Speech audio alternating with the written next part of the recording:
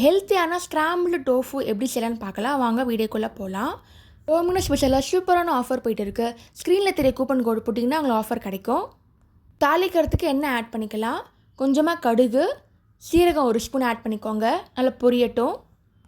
பொரிஞ்சாச்சு. Next பொடியாக cut பண்ண 2 வெங்காயம் ஆட் பண்ணிக்கிறோம். நல்லா வதக்கிக்கோங்க. 1 spoon ginger garlic paste add பண்ணிக்கோங்க. நல்லா மிக்ஸ் பண்ணிக்கோங்க. பொன்னிறமாக ஆகட்டும்.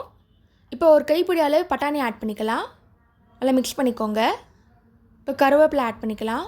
நல்லா வதக்கியாச்சு. இப்போ தக்காளி ஆட் பண்ண போகிறோம். ஒரு தக்காளி நல்லா பொடியாக கட் பண்ணது ஆட் பண்ணிக்கோங்க. நல்லா மிக்ஸ் பண்ணிக்கலாம்.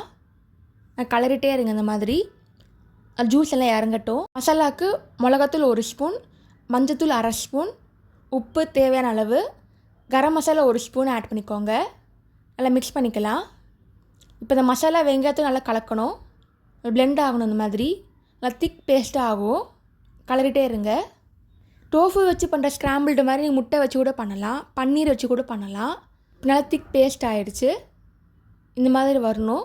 நல்லா திக்காக இருக்கணும். ஸ்டஃபிங் ரெடி ஆகிடுச்சு. இப்போ டோஃபு ஆட் பண்ண வேண்டியதான். பன்னீருக்கும் டோஃபுக்குள்ள டிஃப்ரென்ஸ் பார்த்திங்கன்னா, பன்னீர் பாலில் பண்ணுறது, டோஃபுனா சோயா மில்கில் பண்ணுறது ஒரே ப்ராசஸ் தான். ஸ்க்ராம்பிள்டு டோஃபுக்காக நான் துருவி வச்சுருக்கேன். டோஃபுவை இந்த மாதிரி இருக்கும். பொடியாக இருக்கும். மிக்ஸ் பண்ணிக்கோங்க.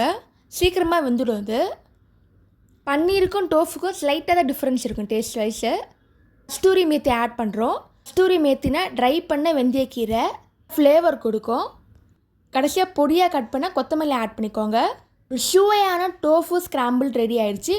நீங்களும் ட்ரை பண்ணி பார்த்துட்டு எப்படி இருக்குன்னு சொல்லுங்கள். இந்த மாதிரி சிம்பிள் ரெசிபியில் யூடியூப் சேனல் போட்டிருக்கேன். அதையும் மறக்காமல் செக் பண்ணி பாருங்கள். தேங்க்ஸ் ஃபார் வாட்சிங். லைக் பண்ணுங்கள், ஷேர் பண்ணுங்கள், சப்ஸ்கிரைப் பண்ணுங்கள்.